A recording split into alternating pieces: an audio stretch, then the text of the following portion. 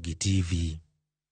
Riwruok mar Dr. Raymond Omolo Foundation kokale bad riwruogno mamiyo rawere sir Youth Transition Initiative nomolo gweng' Manyawara e kar chung'od bura magema county ma Siaya. Riwruogno nobedo kod romo gi grube mag rawere jomamine mag Youth Upcoming Group, Nyawara Youth Boda Boda A kaachiel gi mano mar Nyawara Youth Boda Boda B. Kane giwuoyo tok yudo sir mar omenda kowuok kuom riwruog Dr. Raymond Omolo, jokanyo mag grubego nogoyo erokamano kuom sir makamano magilero ni biro jiwogi e dhi nyime gitimo kungo mapile ka pile. Mohewo ji 186 noyuoro e romo makamano ka chenro mar Youth Transition Initiative osebedo ka timo romo makamage e kor gwenge mar chiwo puonj ne grube e yore mag timo kungo kaachiel gi lero negi okenge mag yudo hola kowuok kuom sirikal.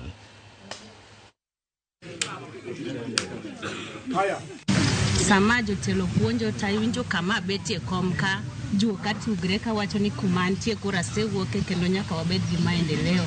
In Central Game wan gi youth mabende wago ni daktari erokamano kuom kelo migawo mokelo mar paro yudhe mondo obed gi dongruok. Wan upcoming youth wago ni Nyasaye erokamano. Omiyo wang'eyo ni wan yudhe nyocha wan kamarato sani koro wang'eyo kuom puonj mopuonjo wamiyo wang'eyo ni wan kamoro.